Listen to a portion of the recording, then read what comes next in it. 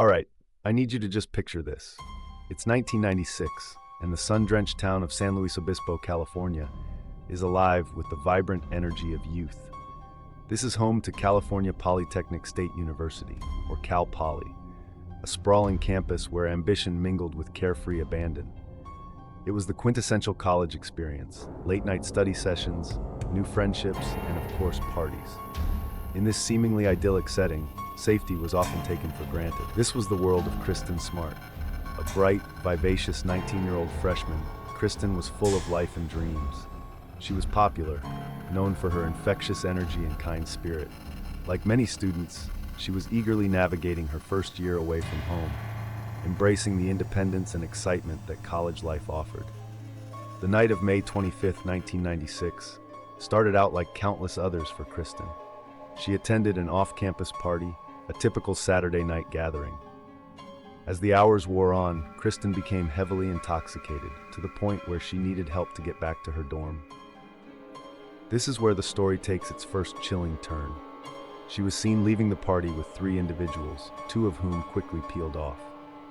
The last person seen walking with Kristin, seemingly trying to assist her home, was another Cal Poly student named Paul Flores. He was a quiet, unassuming figure who would later claim he walked her close to her dorm and then left her. At that moment, he appeared to be nothing more than a good Samaritan helping a fellow student. But Kristin Smart never made it back to her dorm room. The next morning, she failed to appear for breakfast, didn't show up for her classes, and made no contact with her worried friends or family. The initial concern quickly escalated into profound alarm. A young woman, seemingly in plain sight, had simply vanished from a college campus. The clock had started ticking on a mystery that would consume a family, baffle investigators, and haunt a community for decades, turning a seemingly ordinary night into a terrifying, strange, dark, and mysterious preamble to an enduring nightmare. In the critical hours and days following Kristin Smart's disappearance, the immediate response from law enforcement was, tragically, plagued by crucial missteps. Initially, the case was treated not as an abduction or a homicide, but simply as a missing person case. This early classification proved devastating, as vital time for forensic examination and witness interviews slipped away. A crime scene, if it existed, was likely compromised before a full, thorough investigation could even begin. Despite the initial hesitancy, Paul Flores quickly emerged as the central figure of interest. He was, after all, the last person seen with Kristin. When interviewed by detectives, his statements were inconsistent, evasive, and seemed rehearsed. He provided conflicting accounts of where and how he separated from Kristin, and his demeanor raised immediate red flags among investigators. However, without direct evidence of foul play, police were limited in how they could proceed.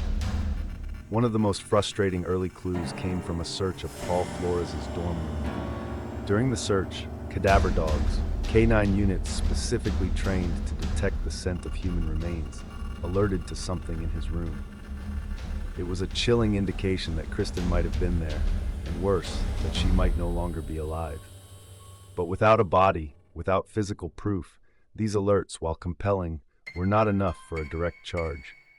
The no body, no crime adage became a haunting mantra for the Smart family and a frustrating hurdle for law enforcement. Paul Flores, meanwhile, maintained his carefully crafted narrative. He was simply a good Samaritan who had walked Kristin close to her dorm and left her safely. He asserted his innocence, and in the absence of a body or direct, undeniable evidence, law enforcement struggled to definitively refute his claims in court. The legal system required more than just suspicion. As days turned into weeks, and weeks into months, the initial flurry of police activity dwindled. Despite the desperate pleas from Kristin's parents, Stan and Denise Smart, and growing public outrage, the case slowly but surely went cold. The lack of a body, combined with the initial investigative shortcomings and Paul Flores' uncooperative stance, allowed the primary suspect to remain free.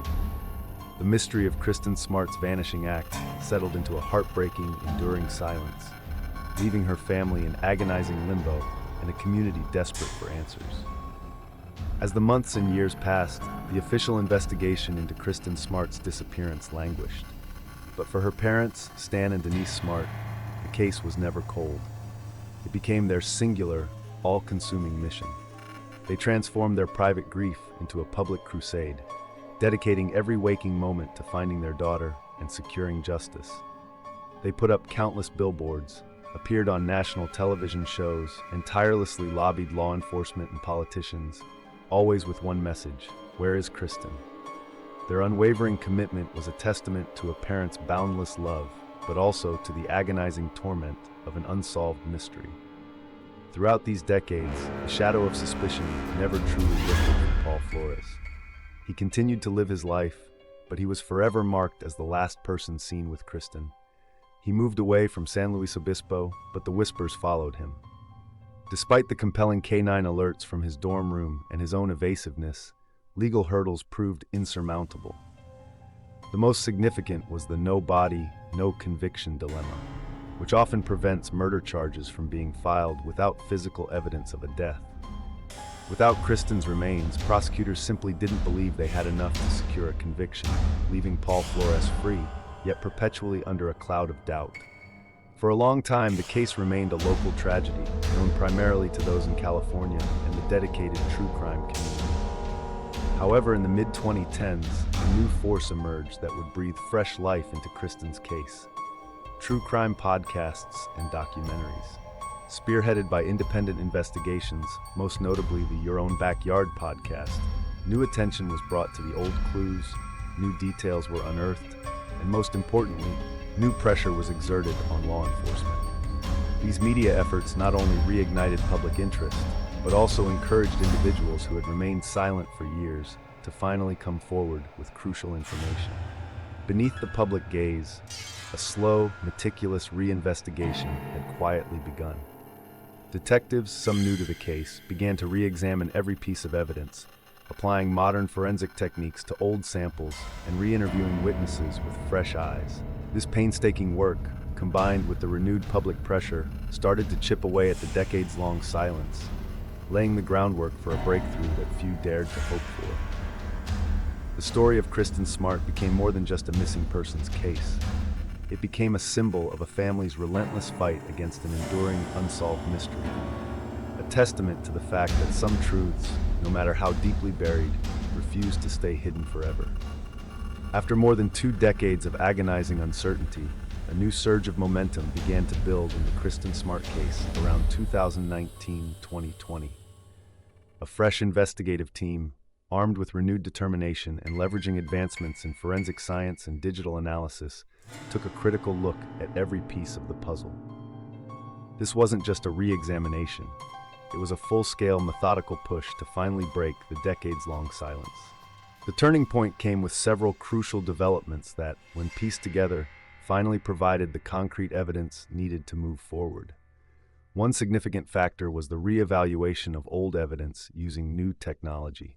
Forensic techniques that weren't available in 1996 could now potentially extract DNA from microscopic samples or analyze soil and geological data with unprecedented precision. While specific breakthroughs are often kept under wraps for legal reasons, it's understood that scientific advancements played a role in reinterpreting existing clues. Even more critical was the emergence of new witness testimony. Over the years, many people had harbored suspicions or possessed snippets of information they hadn't shared, fearing retaliation or simply believing it wouldn't make a difference. The renewed public attention, particularly from the Your Own Backyard podcast, changed that. Individuals who had previously been silent now felt compelled to come forward, providing crucial corroborating details, recalling incriminating statements Paul Flores had made years ago, or shedding light on his behavior in the immediate aftermath of Kristin's disappearance. Perhaps the most significant development involved Paul Flores' father, Ruben Flores. Investigators uncovered evidence suggesting that Ruben had actively helped his son in the cover-up, potentially by moving or concealing Kristin's remains, or by interfering with the original investigation. This alleged accessory role was a game-changer, providing another avenue for prosecution and strengthening the overall case against Paul. The culmination of these painstaking efforts came in April 2021. After 25 long years, the news that Kristin's family had so desperately fought for finally broke. Paul Flores was arrested and charged with the murder of Kristin Smart. Simultaneously, Ruben Flores was also arrested and charged as an accessory to the crime. The arrest sent shockwaves not just through San Luis Obispo, but across the entire true crime community worldwide, igniting a mix of profound relief, vindication, and intense, raw emotion for Kristin's tireless family. After more than 2 decades, the long, arduous road to justice for Kristin Smart had finally, dramatically begun. The unsolved mystery was on the precipice of finding its answer, proving that time, while it can dim hope, can never fully extinguish the pursuit of truth. The arrests of Paul and Ruben Flores in 2021 sent shockwaves, but they were only the beginning of the final, arduous chapter in Kristin Smart's case. The highly anticipated trial of Paul Flores began in the summer of 2022, a quarter century after Kristin vanished. The courtroom became the focal point for a nation that had followed the unsolved mystery for so long, and for a family that had endured unimaginable pain and uncertainty. The prosecution meticulously pieced together the fragments of evidence that had been painstakingly gathered over decades, now bolstered by new testimony and forensic reevaluations. They presented a compelling narrative: how Paul Flores, the last person seen with Kristin, had murdered her, and how his father, Ruben Flores, had allegedly helped him conceal the crime. Witnesses, some who had remained silent for years, bravely took the stand, recounting chilling details and incriminating statements they had heard from Paul Flores. The evidence, though circumstantial for a long time, now built an undeniable case, outlining Paul's deceptive nature and his culpability. After months of testimony, the moment arrived that Kristin Smart's family had fought for with every fiber of their being. On October 18, 2022, the verdict was read. The jury found Paul Flores guilty of the first-degree murder of Kristin Smart.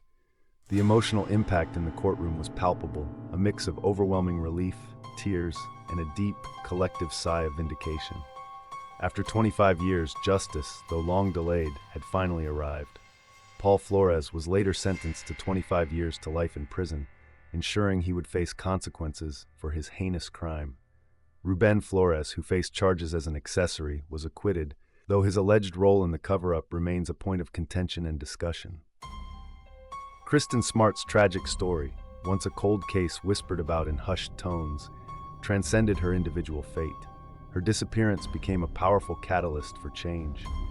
Her family's tireless advocacy helped push for new legislation, including the Kristin Smart Campus Safety Act in California, which mandates that campus police immediately notify local law enforcement of violent crimes and missing persons cases, preventing the kind of crucial missteps that plagued her initial investigation. Her name is now synonymous with perseverance, a stark reminder that families of missing persons will fight relentlessly for answers, and that justice, however long it takes, can ultimately prevail. The decades-long silence surrounding Kristin Smart's murder was finally, definitively broken. While the agony of her loss can never be erased, the conviction of Paul Flores brought a measure of closure to her family and affirmed that some strange, dark, and mysterious secrets, no matter how deeply buried, will eventually be brought into the light. Kristin Smart's legacy lives on, a testament to enduring hope and the unyielding pursuit of truth.